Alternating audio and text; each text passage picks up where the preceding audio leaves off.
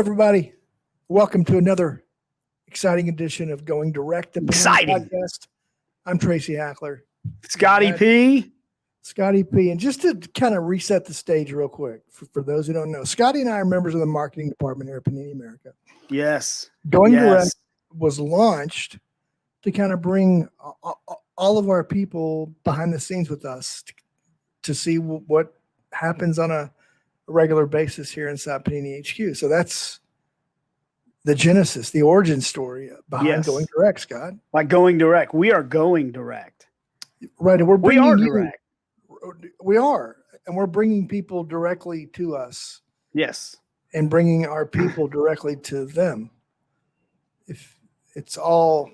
That's me trying to hug collectors and bring them in to us together.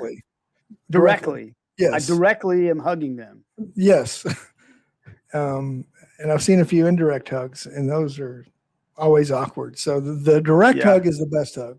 Well, I'm super excited to be here, Todd. Man, this is like, we've been doing this for a while. Me and you have known each other now for 20 plus years. Yeah, my name is Tracy, by the way. And, it's just phenomenal to be on your show, bro. So thank you. Well, it's our show, Scotty. It's our show. Yeah, well, that's the people's show. And it's the people's show. I'd like to think, Scott, I'd like to think that Going Direct was made for weeks like this week.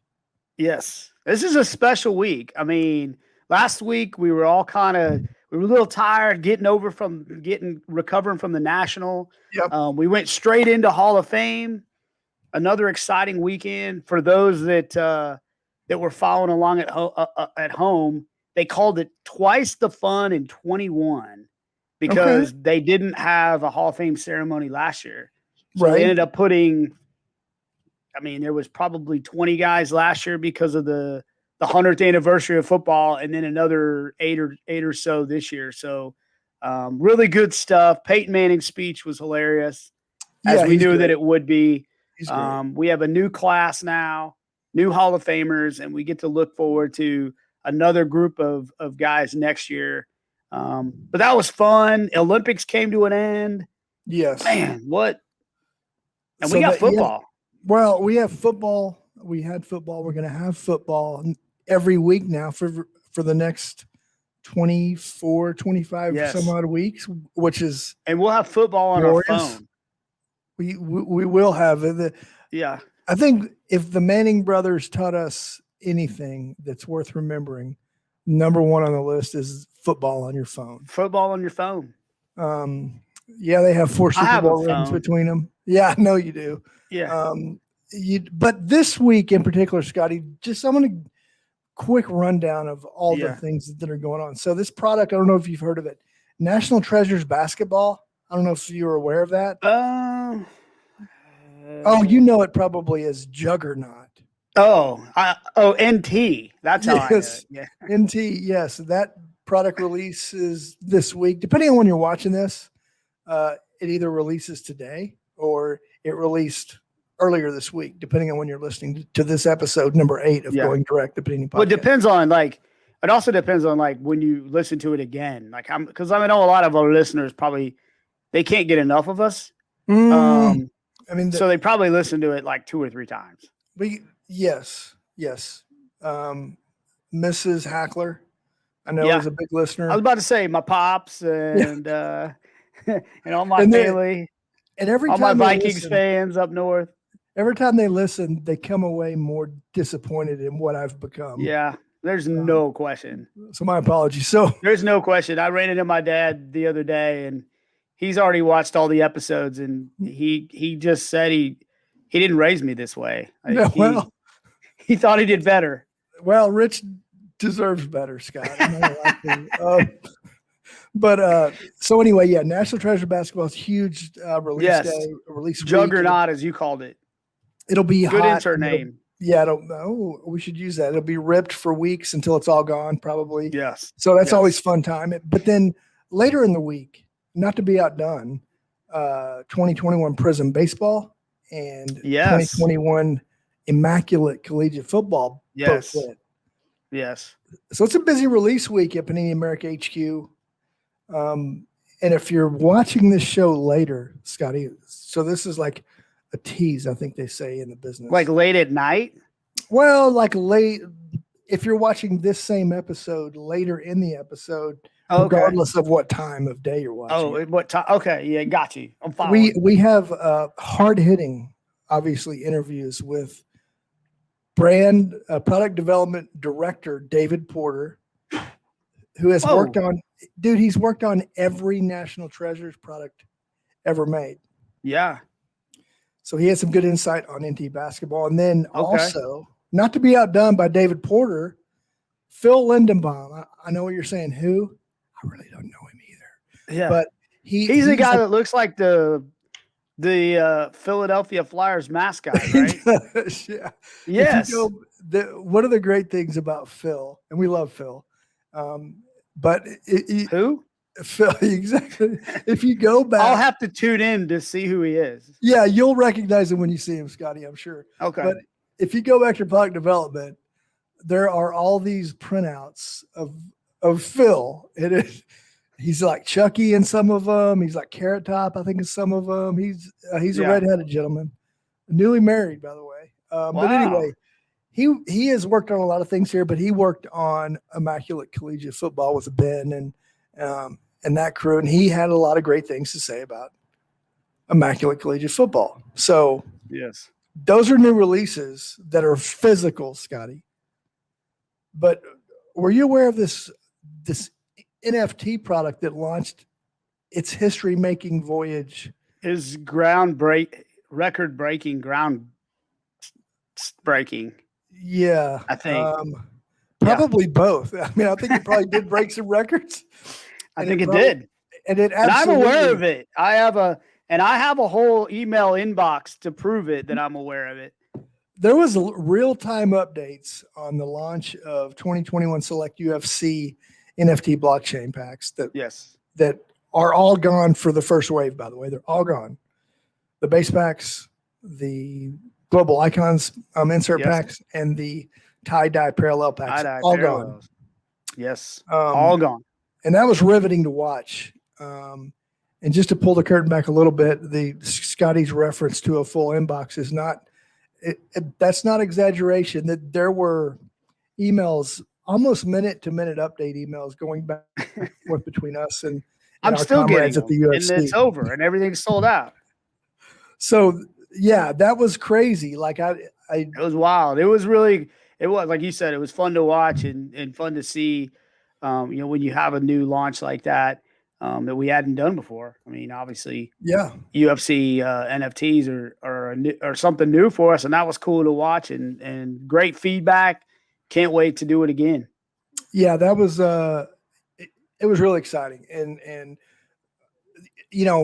I'm a huge UFC guy, as you know, and I've been really blown away by the success of anything we've done UFC, whether it's Prizm, the newer Select, or the NFT stuff. So I think that's really exciting and bodes well for our long-term vision for UFC stuff. So what else? I tuned into the pay-per-view this weekend, which is unusual because I've only watched like 2 this year. Yeah. And I was shocked that I thought people broke their legs every pay-per-view because so far I've watched 2 and there's been 2 leg snaps. So I think the only thing that this one was kind of a disappointment, if you ask me. I just saying, no leg breaks. So I've heard that from a lot of people, not because there were no leg breaks, but because the main event for the interim heavyweight championship between Cyril Gahn and Derek Lewis it wasn't the best way to end the show. Cyril Gahn, congratulations. He's the new interim heavyweight champion. He will have a must-see pay-per-view main event at some point soon. He has the strap, right? He has the interim strap. Yeah, absolutely. Belt, the strap, but I don't know. But the guy who owns, I guess, I don't know how to spin this. I don't know how to say it because the guy who owns the permanent. Well, you're saying it though. Yeah, no, I'm trying to fit. The guy who owns the permanent heavyweight strap is Francis Ngannou.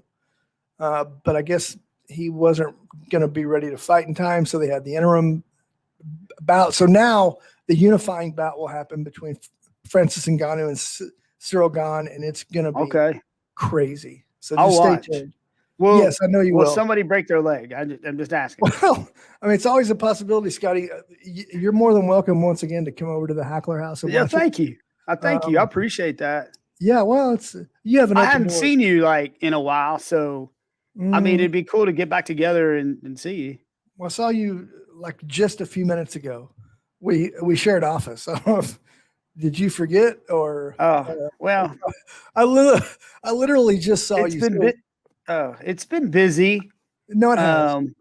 So I give you my mind wanders. Yeah, no, it really does. I saw you at the National, though. I remember that. And just about every workday since. But that's beside the point. So speaking of going back just 4 or 5 topics ago, Phil and I unwrapped, if you will, unboxed 2021 Immaculate Collegiate Football. And there are some bangers, as the kids say. Yeah. So stay tuned for that later. And then the one I'm stuck on 4 or 5. 4 or 5 what? You said 4 or 5 topics ago. Oh yeah, I know. Don't try to figure it out because okay. We don't have a lot of time. We don't have a lot of time, Scott. All right. But just as we were coming in to film the intro, yes, like seconds before, that was like 10 topics ago. I remember this one. Our guy Robert dropped off. What was it, Scotty? Prizm Baseball. And you and I did, man. I told you right before we got on, we opened, and I love old players on new technology. I love that. Yeah. Babe Ruth. Look at those Babe Ruth cards. They're just beautiful. I love them. I absolutely love them. So we didn't do a full-on unwrapped Prizm because we didn't know it was coming. So we just opened some stuff and we're showing the highlights. And I got to show a silver off the top. Yes. Vladdy Jr., just the cornerstone silver Prizm. Yes. I got a red. I got a couple of inserts too. Oh, you got one of the parallels. I feel it. But I got one of the parallels of Tatis. I love Fearless. You got a Vlad Jr. Those were pretty cool. Yep. There's a red wave. Jonathan India. Red wave. Ride the wave, Scotty. I'm riding it. Oh, I see. I got the Husker shirt on. The N stands for knowledge. Remember that. I don't know what to say, but yes, there's a blue. I think that's disco, maybe, or plaid, hyper plaid. Ramon Laureano. Disco, yeah, I like it. I like this too. Like I wanted to show this one. I pulled a Sosa parallel. It's a silver, but it's numbered out of 100. It's got like a little bit of a gold tint to it. I like how they did that. So it's like it's not even a parallel of a parallel. Yeah, your parallels, Scotty. My parallels are unparalleled. Blue scope. I got to show blue scope of the Big Hurt, bro. I love the Big Hurt. I don't know if you can see the blue scope coming through. Big Hurt. And I'm going to rattle through real quick. Here we go. Boom. Okay. Kirilloff. All right. I got Paredes. Oh, wait. I'm sorry. Paredes. There we go. And this cat right here, Ruiz. Those were my 3 autos. All right. I'm going to show one more parallel because it's Ooh, I like that. Snakeskin. Snakeskin of Kyle Hendricks out of 50. That just looks 50. gorgeous. I like that. Looks good. And then I'll show my autos. I also got a Kirilloff, but it's red, Scotty. Nice, red.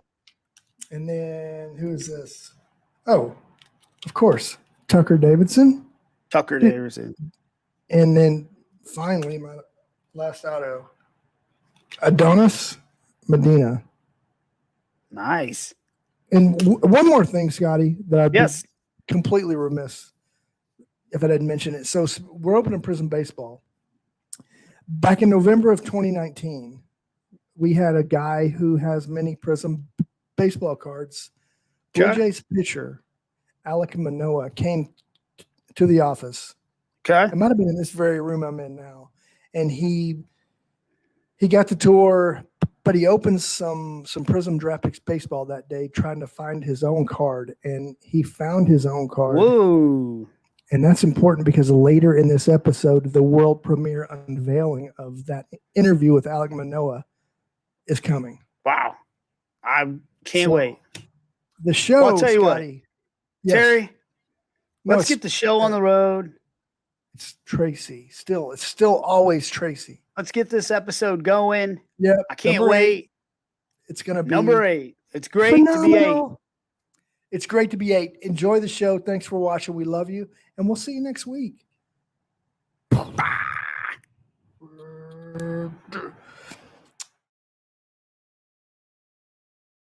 All right. I am joined now by a guy who needs no introduction to talk about a product that really needs no introduction. But David Porter, longtime Panini product development director, who has worked on any number of products over his tenure here. But the one that we're talking about specifically today, David, is a product, perhaps you've heard of it.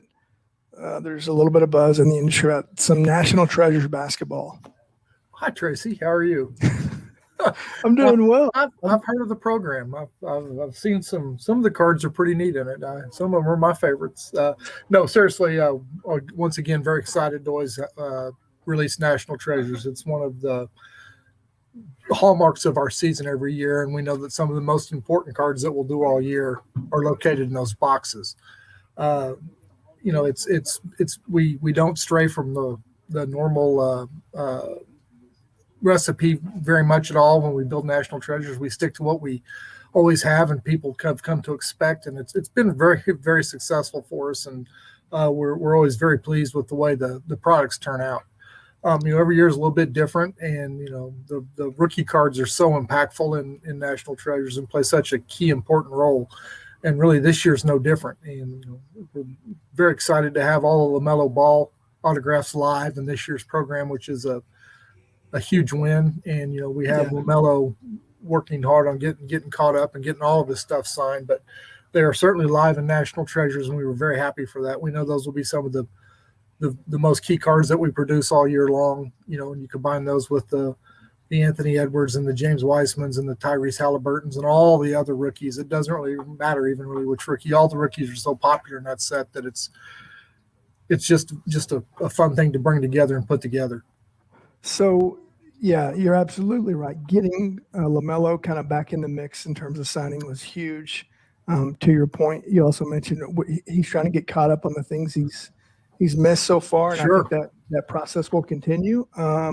But such a big win to get him, and truth be told, I mean, the product was going to do really well anyway, but having him in there adds kind of an air of even added importance to the product. But if I'm not mistaken, you've worked on every single National Treasures basketball product that we've ever done. Is that accurate? That's correct. Oh, that's correct. Yeah, I've worked on all the first baseball ones. So I worked on, back with Ben Hackler back in, I guess that'd been 2005 maybe, when we did our first National Treasures program in baseball. And it was, back then it was a daunting task to try to come up with a product that you could get $500 a box for. And it was a little bit of a different era then, but we've stayed really true to what we did in 2005 the whole time, and it's been a very successful, probably one of the most iconic Panini brand names there are out there. And it's I think it's because we do stay pretty true to what it was originally. What do you think?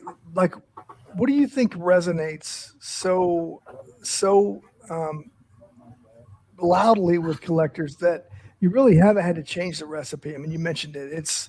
What is it about the product, I guess, that first attracted folks back in 2005 and still has that lure 16 years later? I think it's the rookie cards with the oversized prime memorabilia and the on-card, the very sharp blue on-card signature, and the numbering has never wavered. There's always been 99 of the base cards, and then they parallel all the way down to the 1 of 1.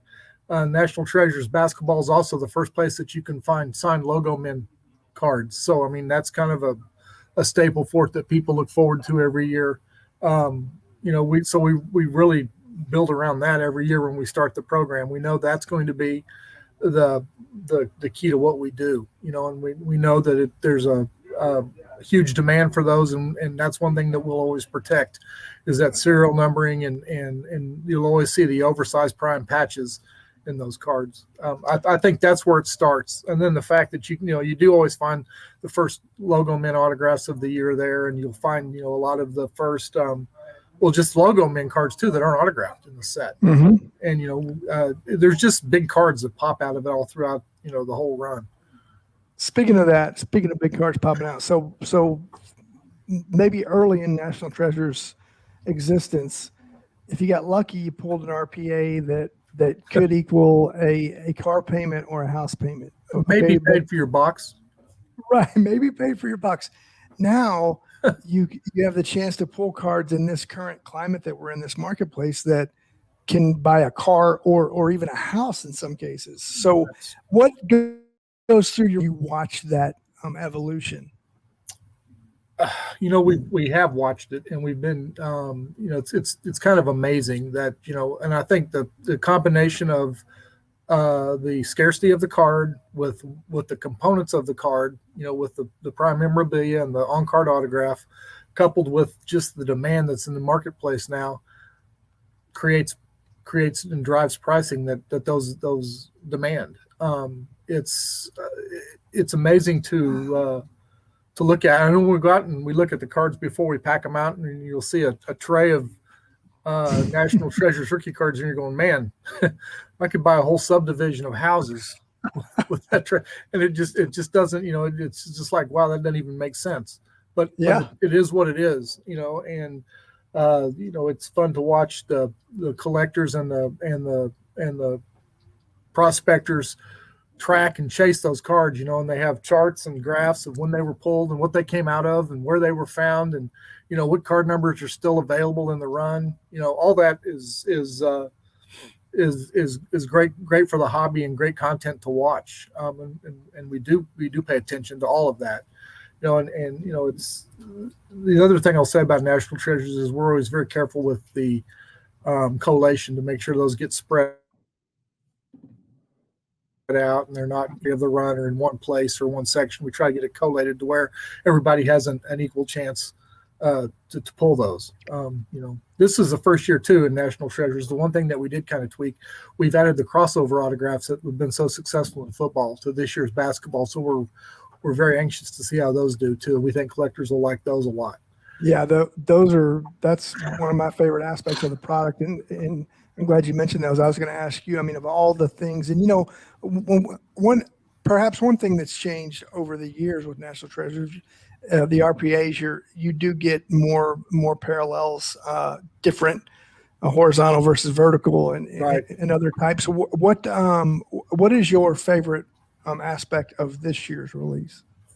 I've always and always will like the RPA's numbered to 99, just because I think that's the best. That's the true heart of the program. Those are the true rookie cards that everybody, that's kind of the standard, and that's kind of where you can kind of go back and tell the different tiers from what the Zion sold for to what the Lucas sold for to what the Trey sold for to what LaMelo or Weissman or Edwards will sell for this year, and just speculate. You kind of see the progression through the years because they're the same thing. It's exactly the same card done every year for the players. Yeah. And you go back and you think to the first year that Panini did National Treasures in that 2009-10 class, you think about that class. And, and I remember when that program first went live, the James Harden card was maybe $100, maybe. Yeah. Everybody was waiting for Blake Griffin, and Tyreek Evans was Rookie of the Year that year, and so his card had a little bit of a bump. But Blake Griffin didn't even play. Yeah. So it's been one of those things that you just you kind of think what might happen, but you don't until the program goes live and the collectors and the market speaks. And so to me, the card numbered out of 99 is always kind of the constant that we can go back and kind of judge both the rookie class and the programs by. Yeah, it's a great way to look at it. And It's live this week, 2021 National It Treasures is. Basketball. David, I think I'm with you in your sense of excitement of watching kind of the next few days and next few weeks and just see how it unfolds. And congratulations on another fantastic edition of the product. And I'm sure we'll be talking again soon. Thanks, Tracy. All right, Thanks David, very we'll much. talk to you All soon, right. brother. Talk to you later. Bye-bye. Hello, everybody, and welcome back to what promises to be a riveting, hard-hitting interview with one of my favorite dudes, Phil. Don't call me Philip Lindenbaum. Phil, thanks for coming on, man. Yeah, thanks for having me. I'm excited. And you've been doing everyone else in the interview, like in the office, has been on this. I'm like the last person you called. It's like, oh, I guess we got to figure out how to get Phil on there now, right? No, that's not it at all. We've just been waiting for the right opportunity. That makes more sense, yeah. And because I would have had you on the first episode if I had my way, but I think I should just No. be a co-host and be on every episode. well, you certainly could. Scott's, I mean, we have to. No, I'm kidding. Scott's the man. I'm not kidding. Wait. So the reason I bet a lot of people are wondering why do we have Phil Lindenbaum on with us? Phil, you are a brand manager here at Panini America. You've worked on any number of products throughout the years, throughout your time here. But the one in specifically that we're talking about today is none other than what's Immaculate, just like you. It's I'm Immaculate. oh, you have one too, Immaculate Collegiate Football, 2021 Immaculate Collegiate Football. Yes. I think showing those boxes like we did is foreshadowing of maybe an unwrapped episode to come. Maybe. But Phil, you were with us at the Rated Rookie Showcase a few months back, where you kind of the beginning stages of Immaculate Collegiate Football, when you had a lot of the rookies signing, and kind of talk about what it means to you to not only be there when the ink is being laid down on the cards, but then to now see it release week, the fruits of your labor coming to fruition. Yeah, it's awesome. It's really cool to see not only the collectors love the cards, but then when you put them in front of a player and they're like, oh, this card's sweet. Like, this is cool. Like, I remember me playing in that game in college, or like, I remember this. And then they're like, can I have some of these? And I'm like, no, you can't have any. You always want something for free, right? But it's always cool to see not only the collectors enjoy what you work hard on and what you do, but also like the athletes see their cards and they flip them over and read the backs and like see what we said about them and all that kind of stuff. And it's really cool to see everyone enjoying it and enjoying the product. So yeah, no doubt. And you do a great job of engaging the players and kind of getting on a almost like a real conversational, informal basis with them. And then that makes it easier for you when you start to ask them to sign some of the one-on-ones with some inscriptions, right? Yeah. I'm a big fan of getting the one-on-ones, and then anything with cool patches or other stuff like that, inscribed with cool things just to make it stand out a little bit more.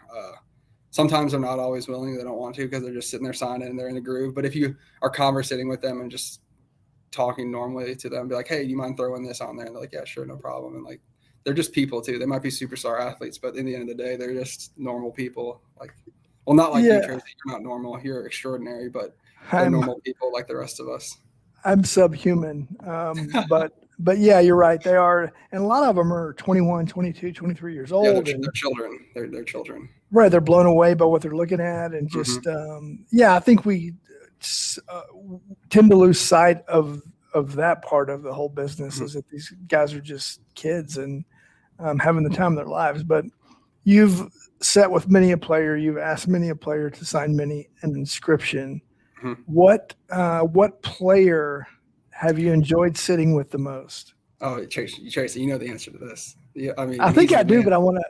Yeah, DK Metcalf by far was my favorite player sitting with. He was a decent signer his rookie year. So at the rookie closeout, he had some catching up to do because he wasn't a huge fan of signing autographs. So I got to spend the better course of what felt like 48 straight hours sitting with him, signing autographs. And there wasn't a dull moment the whole time. Like he is absolutely hilarious. Great guy. not the biggest fan in the world of signing autographs, but if you're having fun with him, joking around, that kind of stuff, then it makes it go by a lot faster. And he actually, quick story, like he refused to sign with anyone else if I wasn't sitting with him because he was having fun sitting with me. So someone else would be like, I would try and go to the bathroom, and he'd be like, I'm not signing until Phil comes back. I was like, I was on a 20-minute break, and he was like, I'm gonna sit here and wait for him to come back from his break. And I was like, DK, you're killing me. Like, can you just sign the rest of these autographs? So, but yeah, no, it was a lot of fun spending a couple of days with him out in LA, and then now he's obviously a superstar. So yeah, every once in a while he'll still respond to a DM. So Oh, okay. Like, we're pretty much best friends. Like, yeah, I kind of figure that, yeah. And I know that it takes a lot for somebody to replace Buffalo Bills quarterback Josh Allen on your hierarchy, but I think DJ may have done that. Yeah, DK, come on, DK. We call him DJ. Well, I was talking about DJ Kazmarek next door. My boss. I don't know. Yes. I know what you're talking about. Sorry, we love DK. Sorry for calling you out. Yeah, Josh Allen was great too. He was a lot of fun to sit with. That was as he was like rising to being a superstar. Sitting with him at the closeout was a lot of fun as well. He was a great guy and super engaging, because you get some athletes that are super engaging and super willing to talk, and other ones that just want to get down to business and put headphones in and sign, which you understand both. Like, sure, absolutely. Some days I want to just not be talked to and put headphones in and sign autographs, and other days I'll talk your ear off. I'm going to have you sign. I'm going to have you sign some stuff for me later. But I want you. Absolutely. I want you to have your headphones out. Okay. I'm going to give you the short sig though, because you're not. Okay. I would expect nothing less. So you mentioned a lot of these players being kind of at that point in their careers on the cusp of superstardom, and there's a lot of players in Immaculate Collegiate Football that are on the cusp of superstardom as well. So what are some of the key points about 2021 Immaculate Collegiate Football that you, as not just as a collector, but as a guy who helped develop the product, what do you like most about it? Yeah, there's a lot of cool things about it. It's one of the first opportunities for the on-card patch autographs from this new rookie class, even though they're not in their NFL jerseys. But like everyone knows, the quarterback is the sexiest position in the NFL, right? Everyone wants the quarterbacks, and this quarterback class is insane, right? They're going to be something people are going to be talking about for generations, hopefully. And seeing some of the first patch autographs of those guys has been really cool. And then I also love seeing some of the guys, like the vets in their college stuff. I know they're not as like super collectible, and people don't always love those as much, but like that's some of the stuff that I grew up in Charlottesville, Virginia, in like a college town. So I love seeing any kind of Virginia player on a card, even if they're like Tiki Barber, people like that, like any kind of old legend in their college stuff, I think really makes a product unique and adds something for like not just the NFL collector. Cool. And in your humble opinion, who's the greatest athlete to come from the University of Virginia? Well, I like there's like my favorite and then the best. Ryan Zimmerman is probably my all-time favorite UVA athlete, baseball player, and then Justin Anderson is one of my really good friends. So, and he just signed actually on a summer league team with the Rockets. So that's exciting. He's getting another shot at it. So they actually play tonight. So I don't know when this is going live, but he's going to be doing that. So that's another guy that I would be remiss if I didn't give a shout out to.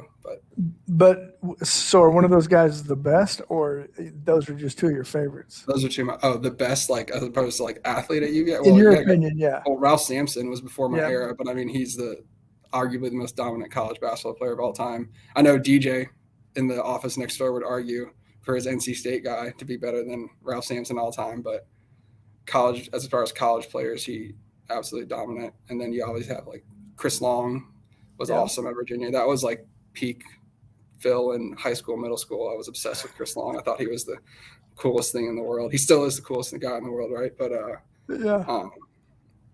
those are some of my favorite UVA players, as well as the national champion team from a couple of years ago for the basketball.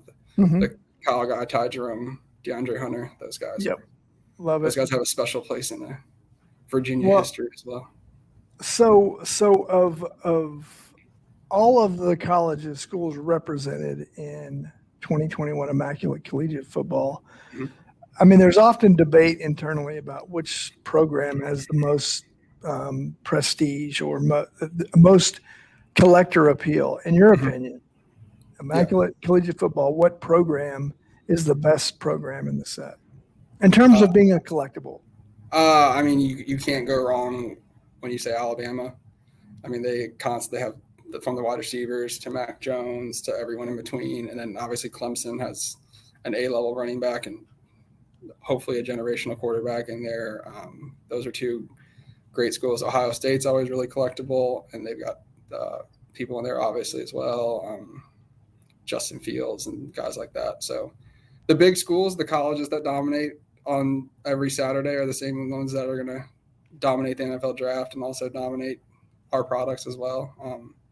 So those would be some of the heavy hitters in this year's product. Phil, thanks to your considerable input, I think this product is slated to dominate this week and in weeks to come in hobby shops across North America.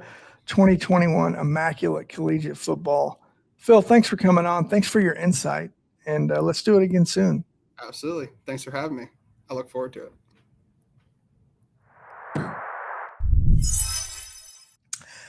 Hello, everybody. I am Tracy Hackler. We're joined by a guy who you probably saw an interview from earlier in the show, Phil Lindenbaum. Phil, brand manager, Panini America, works on any number of things. And now you've joined me for what is one of my favorite segments of the entire podcast. It's Panini Unwrapped, Phil. I'm excited. I don't think I've done this in like 2 or 3 years with you, and I can't wait to rip into this box. And this is a product you know inside out intimately. You've got an intimate relationship with Immaculate Collegiate Football. If that's what you want to call it, sure. You were there in the beginning when the players were signing the cards, and then you've kind of helped shepherd it through the process to pack out to completion. And now It's release week, and we're going to rip it. And it's a quick rip. It's a fun rip. It's an exhilarating rip. It is. I've got my blade. I've got a blade here. Oh, that's not. Wow. You're not repping the brand? I know. I just realized that. I'm like, who do you work for? No free ads. Do we have any Stanley? Is Stanley? No free ads. Come on here. What are you doing? Or not? No, someone took my good Panini box cutter. I'm still offended by it. I think this is probably it. Wes Elliott probably took it. I just stole that off his desk. He thought it was a parting gift on the podcast last week. All right. Here's the presentation of it. Oh, look at that. What? Little black matte box. Little black and yellow. Yeah, a little Iowa maybe, or I don't know. It's college, so it could be like, oh, that's so. If you see black and yellow, you immediately think Steelers, even though it's college. And black and yellow, yeah, and it's sealed. Wiz Khalifa and all that stuff. maybe he can be a guest next time on it. Yeah, I mean, we can see if we can get him on. Have you ever done a box break and cut yourself? No, I have not. Would that be the worst way to start a break, by slicing into your finger? Yeah, as long as you don't get your blood all over the cards. True. That's the more important part. Our card number one. We're keeping them I'm just keeping mine in the box like that. Let's just take turns where we go. Yeah. All right. Saquon Barkley red. Okay. I got a Cowboys receiver by way of the University of Alabama and the Raiders, Amari Cooper. There you go. We both got the red parallels. Numbered out of 49. The Reds are numbered out of 49, Phil. Yep. All right. My next card is Jacob Harris. That's pretty sweet, actually. Wait a second.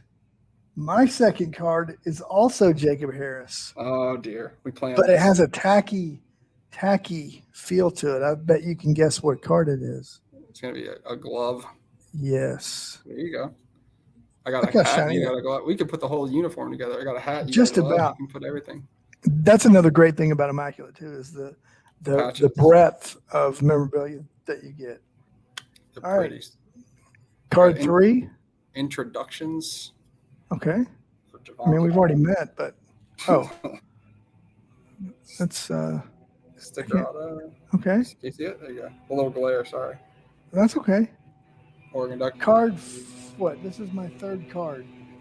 Yeah, I've shown 3. This is going to be your third. And it's you mentioned the school in our interview earlier, but it's Clemson. It's a receiver who went to the Bengals last season. Oh, there you go.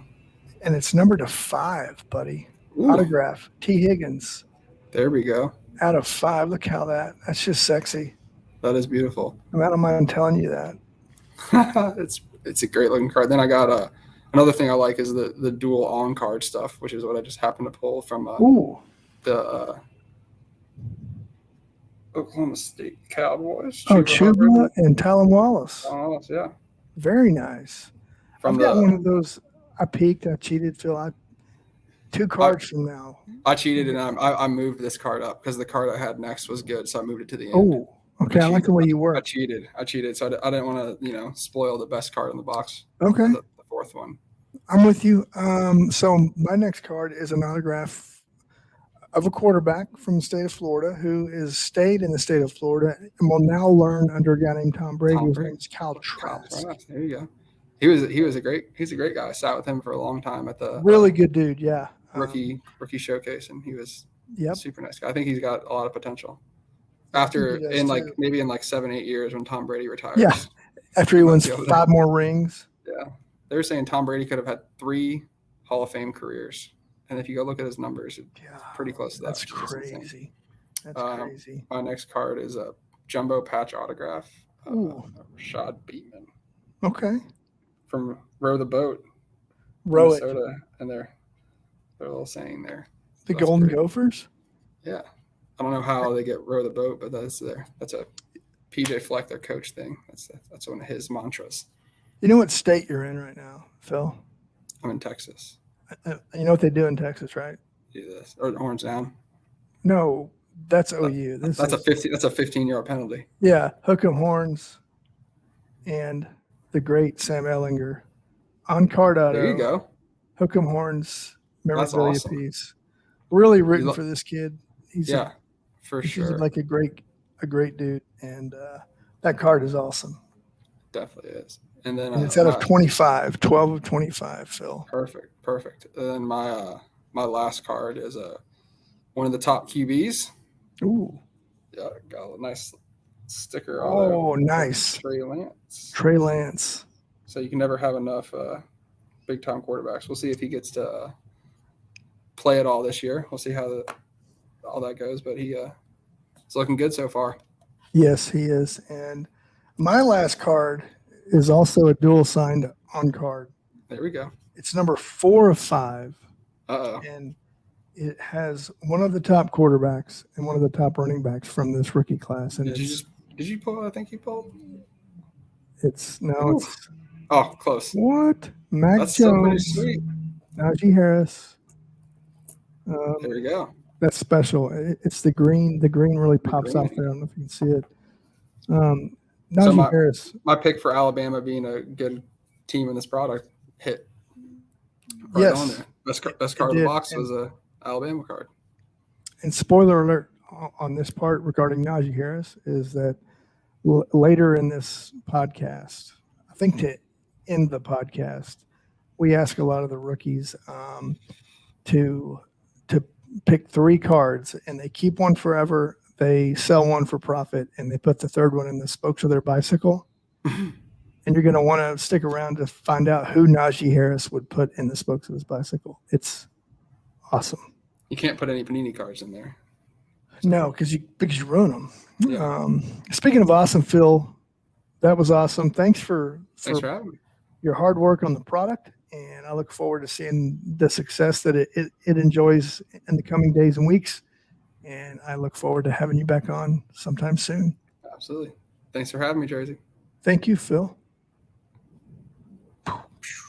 See ya. You can tell by the name tag or the nameplate, he's an official member of the Panini America team. Alek Monoah, a highly sought after 2019 first round pick of the Toronto Blue Jays. By way of Florida, by way of West Virginia? Yes, sir. So welcome to Panini HQ. Thank you. Thanks for having me. Of course. Before I ask you anything else, we thought it would be fun, since you're in 2019 Prizm Baseball Baseball. It would be fun to see you open some packs and hopefully try to pull yourself. Yeah, hopefully I'm in here. So you are in there. I've confirmed that. Right. It's just a matter of how long it's going to take you to. Let's start digging in. Yes. When's the last time you opened packs of cards? Never.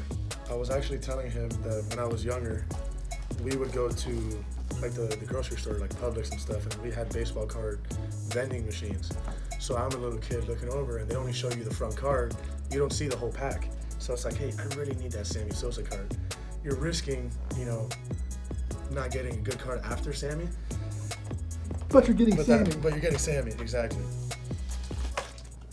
So part of the fun is just going to be watching you open these packs Yeah. because I feel like it's a kid on Christmas. it's almost Christmas time, so that's good. So you're born and raised in Florida? Miami, Homestead. So what's it like being, how would you compare and contrast Florida with Toronto? I thought you were actually going to say compare and contrast with West Virginia. That's another. I think Toronto's a great city. I mean, I haven't spent, There you go.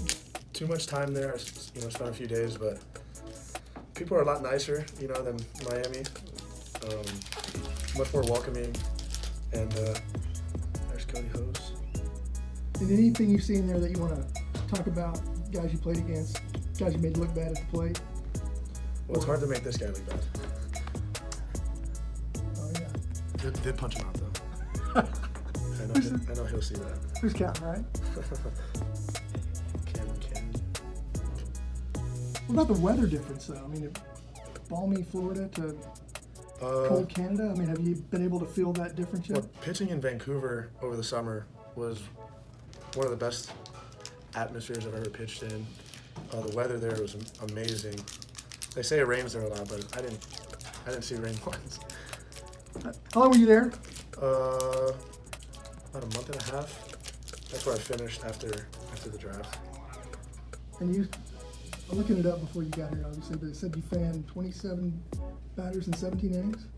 Is that accurate? I think, no, it might have been more punch-outs than that. Really? Yeah, there's my boy Kendall. Teammate. Nice. I'm going to send him a picture of that. Can I keep that one? You can keep all. All these are yours. Thank you. Of course. That's not every day we have guys in here who This one's sweet. play with the kids that they're pulling. Yeah, man, that's sweet. Tyler Brown. Andrew Vaughn. Boy can hit too.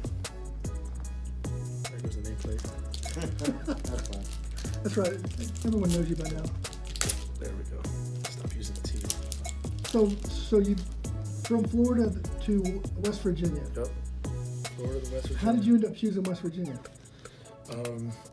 Just a real family environment, I took visits, to other SEC schools, and they always take you to a really nice steakhouse or best place on campus. And when I went to West Virginia, Coach Mazey actually opened his home to me, and it was like a home cooked meal. Coaches were there, their families were there, and it, going 17 hours away from home for me, I wanted to feel like I was still at home. And since the moment I had dinner at his house, it just felt like home for me, and I knew that, it didn't matter what school I went to, I trusted my abilities, my talent, that I would end up, where I'm at now. And I just want to be in a comfortable position to where I feel comfortable going out and performing every day, not, oh man, I miss home, or oh, I'm not happy here, so that was the biggest thing for me. Awesome. I don't think this guy walked, he was in my league this year. I don't think he walked a guy all year. Kirby? Like 20-something innings, he didn't walk a guy. What are you trimming? There he is. Oh, did you get it? Now we're talking. Did you get it? There we go. Nice. There's one. Yes. Look at that expression take too. too long. There it is. No, that took no time at all. Named to the preseason All-America team in 2019, Manoah made sure he didn't fall short of those lofty expectations.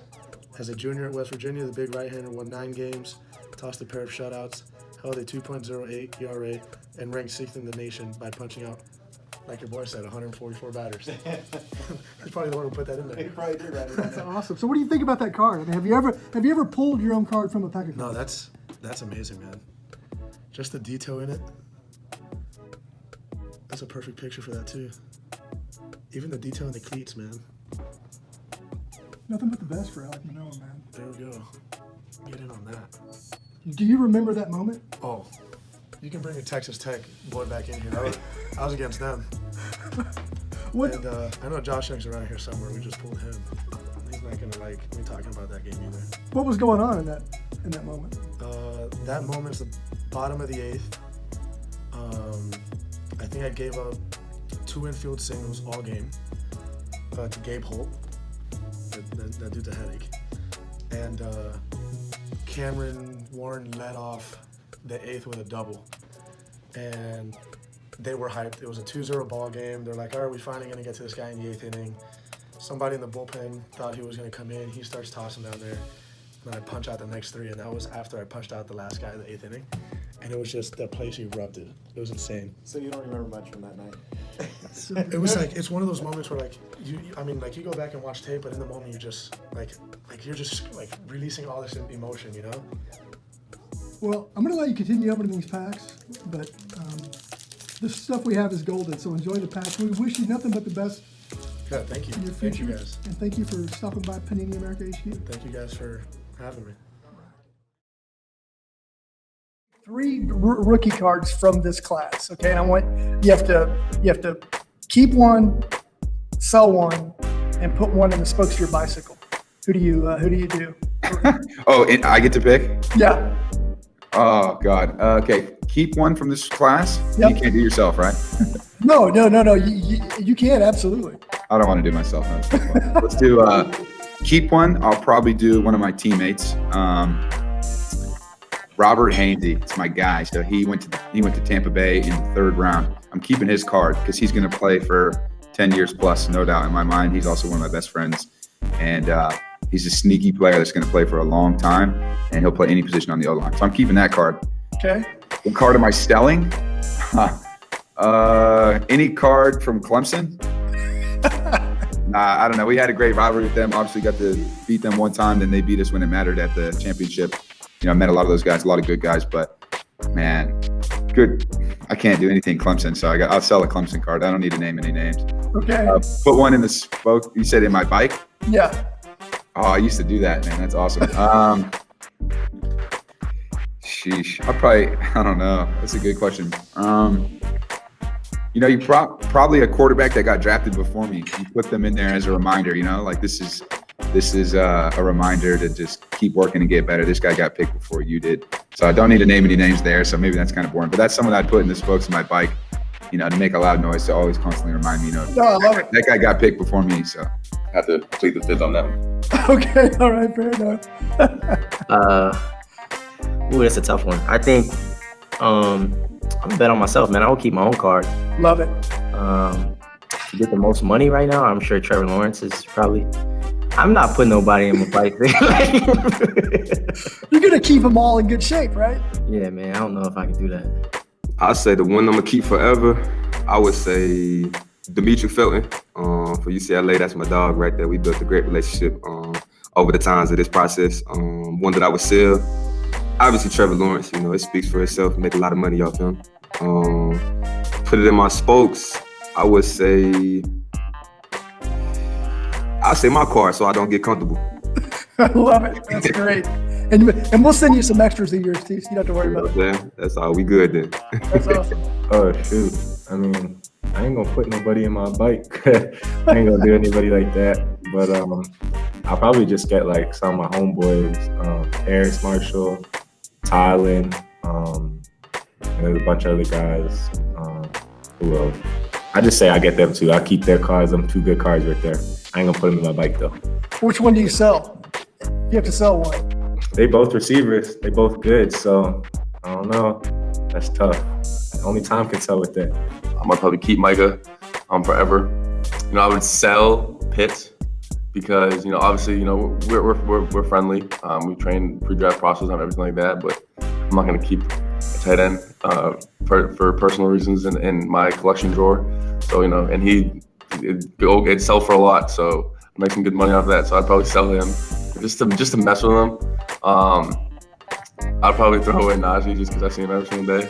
Throw his away just because I see him every day, and I don't need that in my house. In my club. Okay, you got to pick 3 rookie cards of your classmates this year. Okay, and one you're going to keep forever. The other one you're going to sell for money. The third one you're going to put in the spokes of your bicycle. How do you break that down? I'll say I'll keep mine forever. Keep mine forever. I'll sell Trevor Lawrence card. Make some bread off that. I don't know who to put on my bike though. All right, I'm selling Smitty's. I ain't gonna lie, for the most money. That thing gonna go for so much money. I'm selling Smitty's. I know that for sure. I'm keeping forever. I'm gonna keep mine. I will put mine in my bicycle. The one I will keep forever is probably Simi Fajoko's. We've had a couple partner cards, and then I guess the one I'll sell is Mac Jones's cards. Okay, so I'll pick Patrick Surtain. I'll sell him. I think one person I'll keep up probably from this rookie class maybe is Alex Leatherwood. That's my guy. And then two, I think is Tracy Hackler. I think I'll put him on my bike and I'll just ride him all down the road because I think he's so. Well, I'll get you an extra one, so you don't have to worry. I got more, so you can destroy mine.